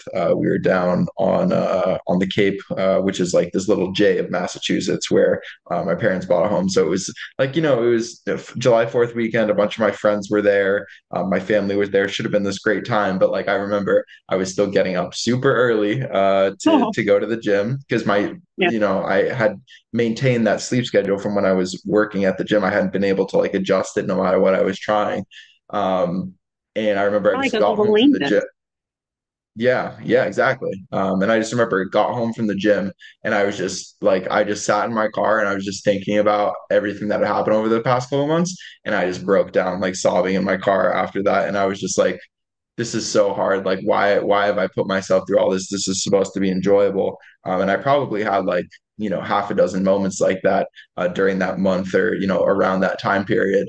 And I think it definitely showed me that prep is not something you mess around with. It's serious, and you can know all of these things like, intellectually, but living them and applying them is something else entirely. So, um, I think it's definitely given me some perspective. And now being, I called my season late August.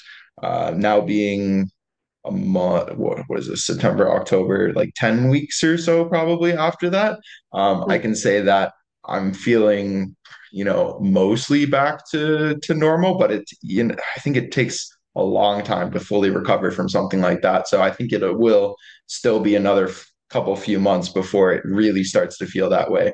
I'm only getting to the point now where I'm starting to get back to training that feels productive and enjoyable again, Yeah. and starting to regain probably some lost muscle mass during the prep.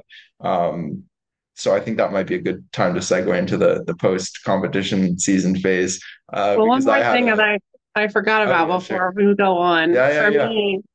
For me, I mean, I don't know if this is going to be the same for everyone, but I really had to find something that was like a hobby, something that I could look forward to that was not like food related. And I've talked about this again and again, but it was Pokemon Go for me. that I could like, I still had to get these 10,000 steps every day. It's a game that is easy for me to pick up and put down.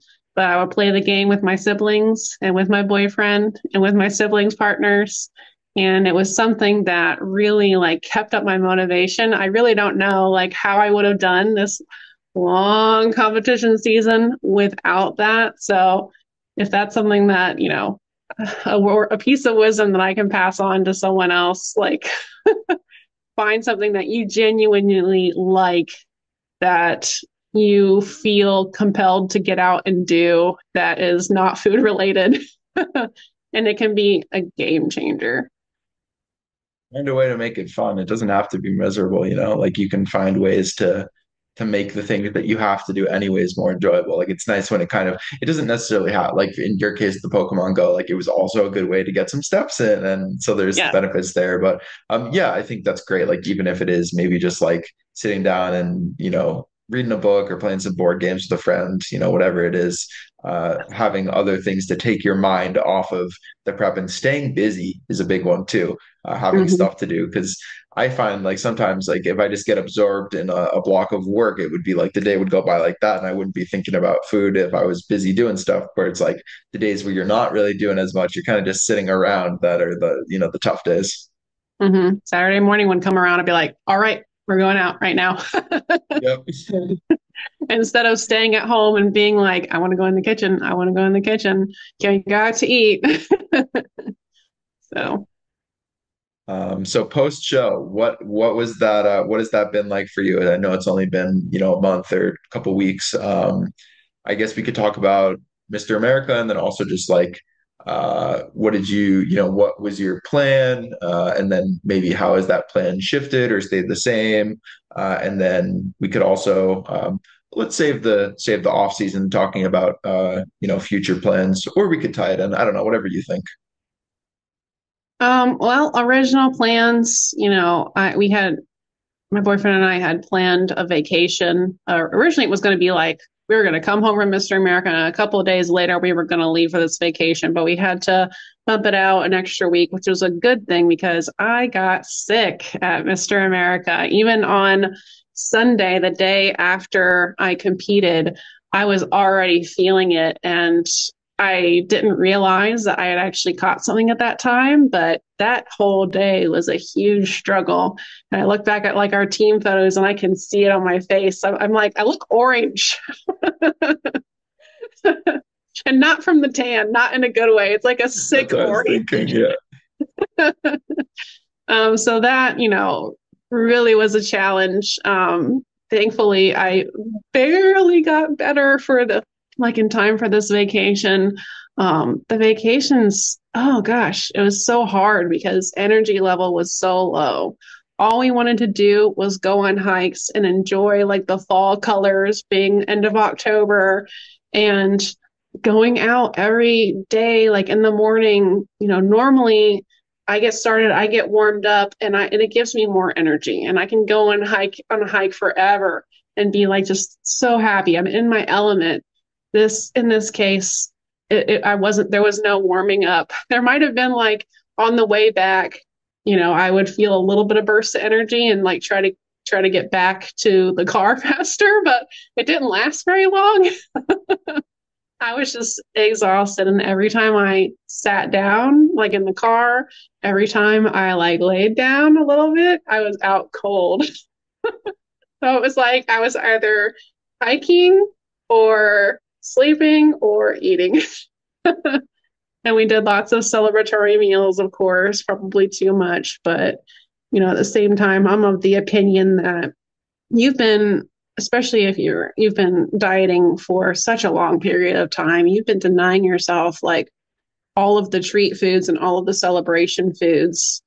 It's too long. It's too long to be, mentally good for you. So I was of the opinion like, all right, right now is the time where we need to go easy on ourselves. Because I've also reached the point where you come to the realization when you've done so many preps, you realize that weight loss, it's really awful. Like when you get to peak week, right? But before that, it's not once you understand the variables, you know your body, you know what you need to do to lose weight. It's like it's less scary. So I, enjoyed my vacation. Towards the end, I was trying to rein it in a little bit, of course. But it's even since coming home, it's been an ongoing challenge around food. Still have to have a controlled environment. As long as I have, which is depressing, right? You want to have the treat foods in your house and be able to have, self control around them. But that's not there because the biggest thing you realize in competition prep, like your body has its own opinion about things. And your brain may be thinking, I'm okay, I'm good, but your body, your hormones will take over.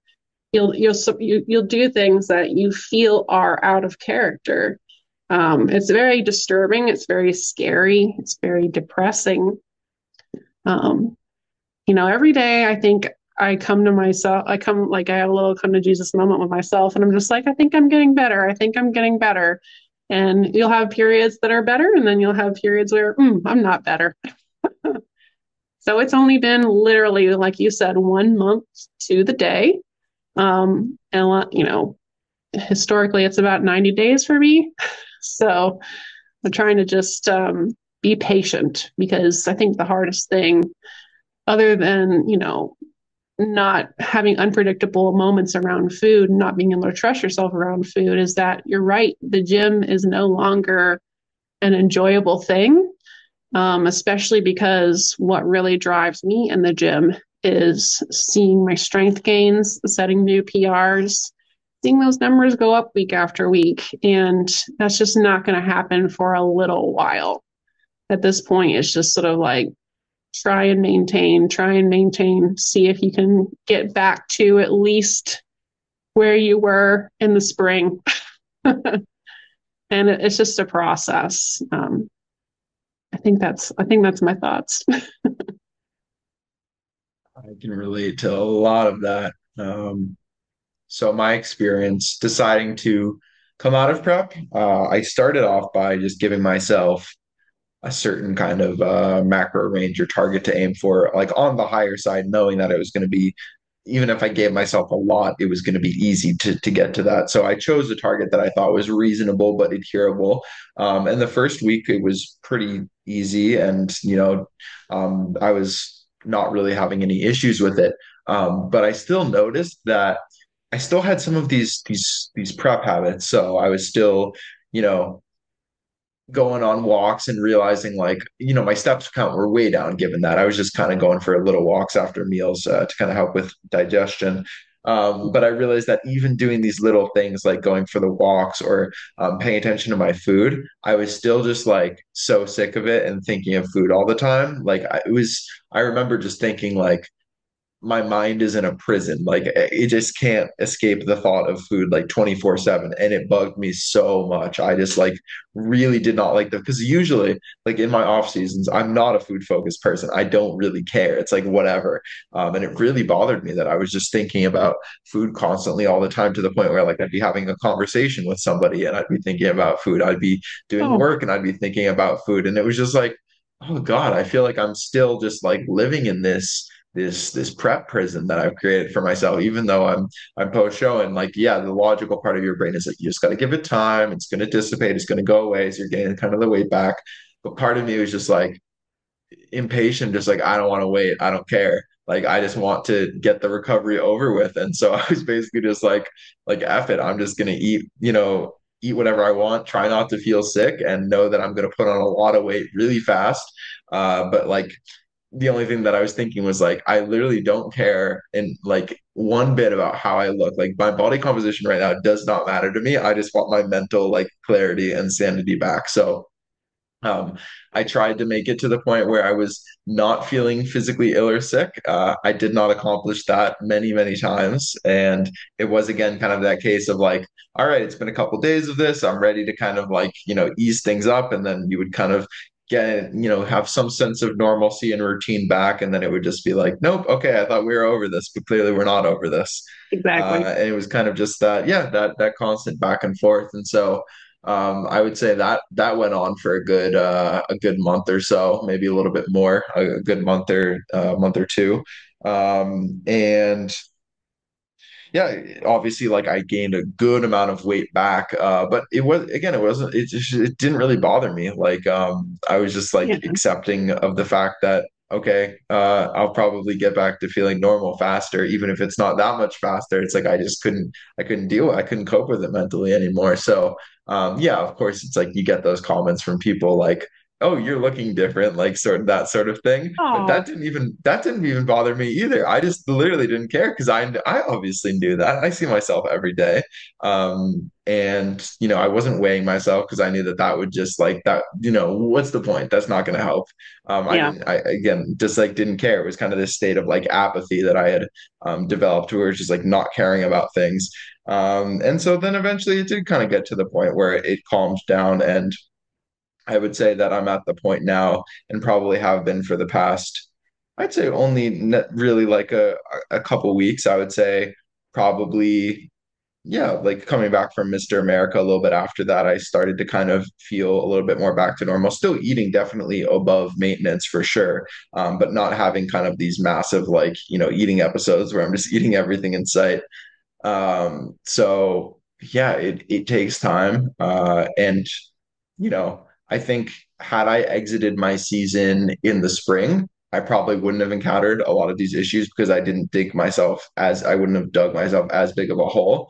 So I think next time, given the fact, you know, if I plan my prep a little bit better, you know, planning on getting a coach for it as well, I think those are all things that can help with the recovery phase from a prep, but it's never going to be easy, no matter if you have a coach or you don't have a coach, or you have the best plan, you don't have a plan. You know, everyone deals with the kind of the post prep phase a little bit differently. Some people recover easier or faster. Some people it takes months, and that's totally okay. Everyone's a little bit different. Mhm. I liked what you said about not weighing yourself, not really seeing the point of doing that. I think for sure, like if we try and have the reins too tight as we're coming out of this competition season, you know, we're going to rebel. The body is going to take over. You're going to rubber band in the opposite direction. So I agree, like not spending a lot of time looking at yourself in the mirror, being aware of what's happening to your body, but not beating yourself up about it. At first, not weighing yourself. You know, at some point, it's like, all right, I can see sort of what's happening. I'm not like nitpicking. I'm not going to make myself feel terrible. But at the same time, it's like, all right, we're starting to reach a point. We're starting to reach a point. And you sort of talk yourself back into, all right, am I ready to get back on the scale today? Am I ready to get back on the scale today? And I use that as that's sort of like my motivation to be like, this is one thing that's starting to hold you accountable, that's starting to make you veer in the direction of getting back on plan more frequently. Not like it's a light switch, not like it's magic, but yeah, the scales definitely has been strategic for me in that way. So I really love that you said that. I think you do get to a point where it's good to start bringing these tools back in and like you said, like not tightening the reins so much that it causes you to rubber band to the other direction, but still having some checks and balances. And you know, it's Yeah. I can on one hand I can say what I would do with someone I'm coaching versus what I ended up doing. And I Yeah. think part of that is just being honest about, hey, you know, I just didn't give an F anymore. And I decided that I was okay accepting the consequences and the responsibilities of what body composition that would bring about. And Yeah. I know that at the same time, not everyone's like that. Like for some people, it would be worse because they would, you know, that body composition would upset them so much that it would be worse than whatever food focus or whatever other things that they were dealing with. So I think it takes knowing yourself and you know, like you said, doing the best that you can. For sure. And it doesn't have to be on the scale. You know, you could do other kind of, um, you know, you could be doing body measurements if that's less sensitive for you. You could just be doing progress photos, or, you know, you could start reintroducing whichever is easiest first and then continue like, all right, now I think I'm ready to add progress photos back into the mix. Now I'm ready to add measurements back into the mix. You know, course having a coach that you can check in with and talk to about these things and at least be reporting some one metric to that coach.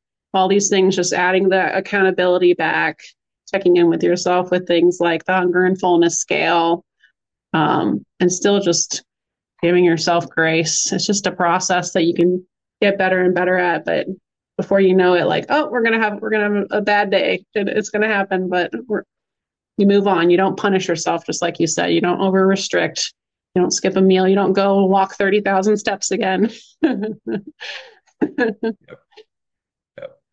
And I think it doesn't even necessarily have to be a body composition tool. If you've just kind of just been winging it with food, giving yourself a range of macros and sticking to that, like that'll probably keep, if you have a history as well, like, okay, around this weight, I tend to maintain with, the X amount of calories. If you're kind of sticking to those targets, then okay, at least to an extent, I'm keeping things somewhat in check until you're ready to get back to those more, I guess, direct measurements of what it is that we're after.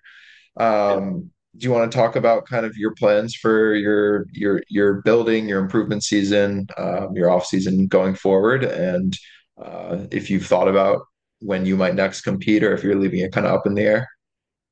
Yeah, so I just want to get bigger. I just want to build as much as I can. I feel like it's weird for a female to be saying this, but I'm actually like, I'm setting weight goals for myself to try and push myself to all new highs. I want to dedicate 2 years of straight up building. I'm not saying it's going to be 2 years until I compete again. I'm saying it's going to be 2 years of building continuously. Maybe there might be a mini cut in there if things got out of control, but I really am leaning towards I don't want to do that. I just want to be able to have as much uninterrupted muscle building as possible. Um, and I'm excited because I would really, really love it if I could one day compete in something other than bikini. It's even, my physique is very good for it. My genetics are very good for it. But I would love to be able to compete in something that's less about your stage presence and your posing and being sexy, all the things that typically I'm like, that's not how I would like, describe myself at all. Um, but we'll see. We'll see. However it shakes out, I'm not going to force myself into another category that I don't fit into, because ultimately I want to be as competitive as possible. But yeah, building as much as I can. And if it shakes out that I don't fit into a clear category, that's fine too. Because ultimately it's about the bodybuilding for me. It's not necessarily like all about, fitting into some judge's credentials. About the process of bodybuilding, about the self-improvement and kind of the enjoyment and satisfaction that you get out of that. hmm So definitely going to compete again. It's going to be challenging competing as a pro. Let's be real. You know, I definitely don't regret the fact that I just competed in New York Cup and Mr. America, because I know that looking back, I would beat myself up more if I had not done it.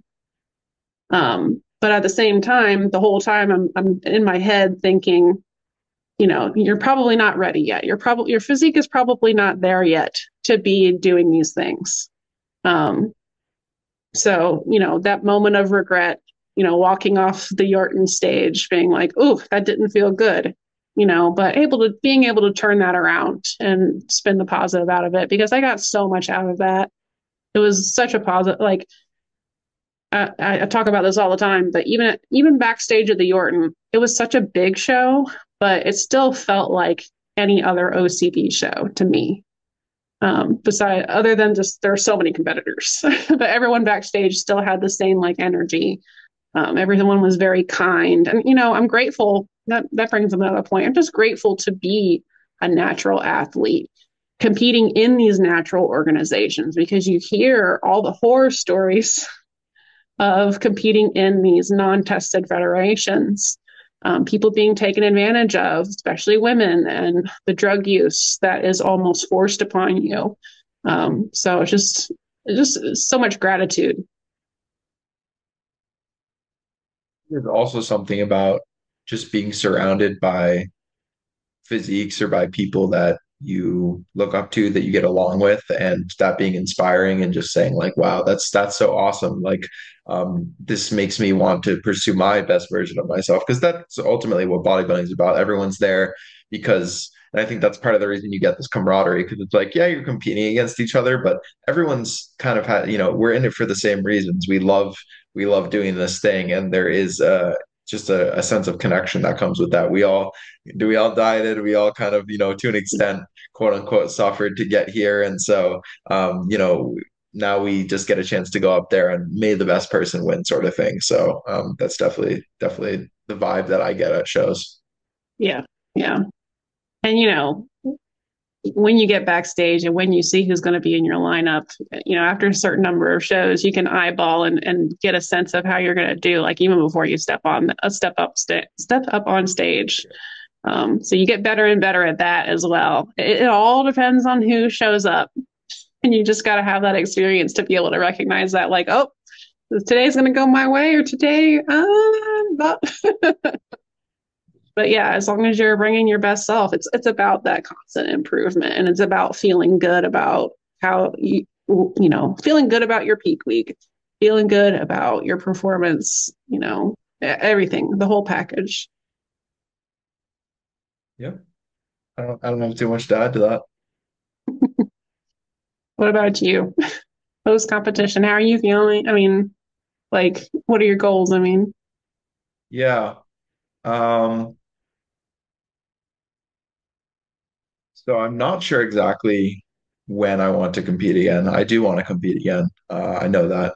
Although during my season, it was hard to imagine doing it again. It's like once you kind of step away from, and I knew that that was going to happen. Like I knew, like I can say when I was during my season, I'm like, okay, I know right now I can't imagine doing this again, but I'm sure with some time away, I'll want to do it again. Um, and it was funny, even being at the Mr. America, being like 6 weeks post show, I'm like, oh, I can't wait to do this again, watching people up on stage. And I'm like, wow, it's so crazy how the mind works. But yeah, it's kind of the same deal for me, is that I just need more time to build and add size everywhere. I think I'm pretty proportional all around. I didn't get that, and most of the shows that I did, I was placing well in the symmetry rounds, and just a little bit outside of center on the muscularity rounds. So what that says to me is that, yeah, you're pretty proportional. You've got a good frame. You just need to fill it out a little bit more. And I do see that with myself. So I think it's probably going to be, if I can hold off, I would like to commit to uh, a solid minimum of 2 or 3 years of building. But realistically, like what I would love to be able to do to hold out, if I can wait to compete that long, is to have like a nice like 4 or 5 years of just like dedicated building, and then get on stage the next time. And I'm not necessarily setting strict timelines around it, but the way that I'm viewing it is, I want to be extremely confident in where my physique is at when I decide to prep again in the future. And I would like to have a physique that, even if I don't earn a pro card, I would like to have a physique that is pro worthy. So, yeah, you can step up on a stage and someone comes out of the woodwork from nowhere, and, they beat you because they're just like a phenom. Like that's just going to yeah, happen. That's okay. If that happened at 2 or 3 shows that I went to, and that was the case, that I just got beat by someone better, but I still felt like I had a physique that, like, okay, if I was to earn pro status, I could jump into a pro lineup and not look out of place. Like that would be the goal for my physique the next time around. And that is kind of subjective. So there's no, definite criteria, but I think it's one of those cases of like, I'll know when I know. And what's exciting to me is I've really only had, combined total about 2 or 3 years of building since I got into bodybuilding and fitness. And I've continued to learn about training and how to get more out of that and learn my body. So it's like, okay, I've never really had this long of a dedicated phase of just committing to muscle growth continuously and doing the same thing. I heard mm, this quote earlier this week, which I think, the hardcore bodybuilder in me loves it, but then there's another aspect to me that's like, that's kind of stupid. You don't need to do it that way. But it was basically like, bodybuilding is about the ability to tolerate Groundhog Day over and over and just like do the same thing, which I think it is to an extent. Like you need, like, if you look at the best bodybuilders, they have a routine, they're doing similar things every time.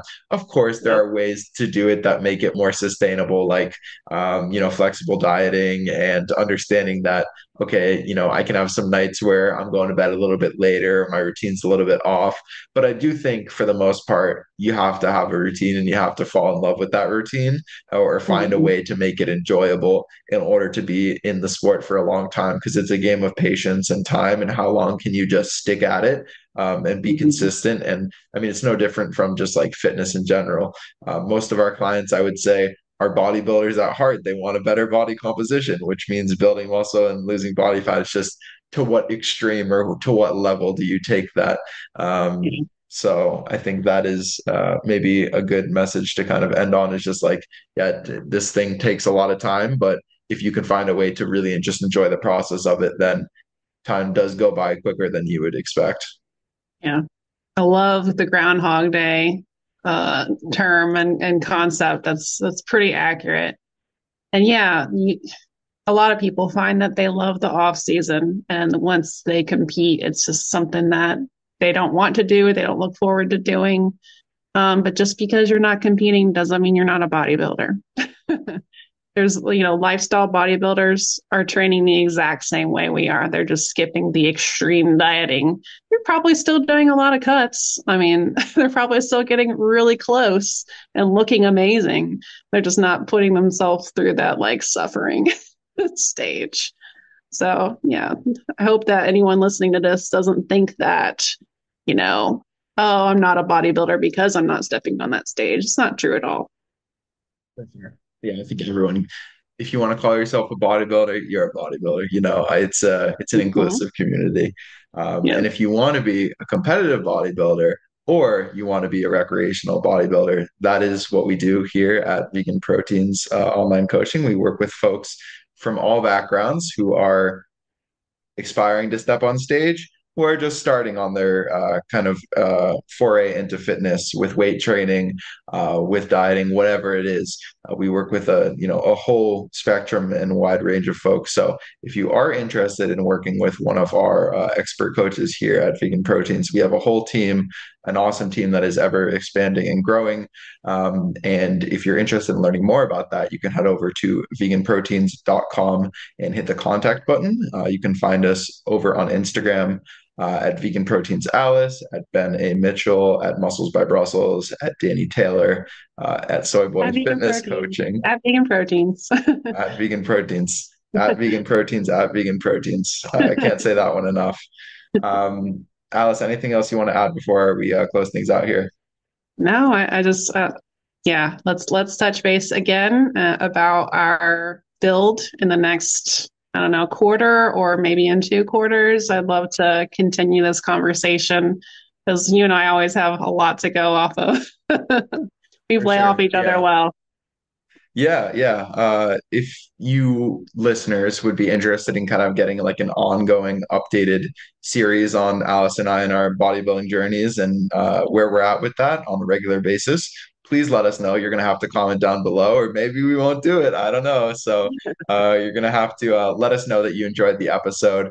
If you can like, comment, and subscribe if you're over on YouTube channel, that would be much appreciated. If you're over on Spotify, please give us a rating. 5 stars would be recommended, but I'm not going to require it. That really helps us to push the podcast out to more people. And if you want to get in contact with us, please, any of the methods that we kind of laid out earlier. Coach at veganproteins.com. You can reach out there as well. And thank you for listening to another episode of Vegan Proteins Muscles by Brussels Radio. I'm Ben. And I'm Alice.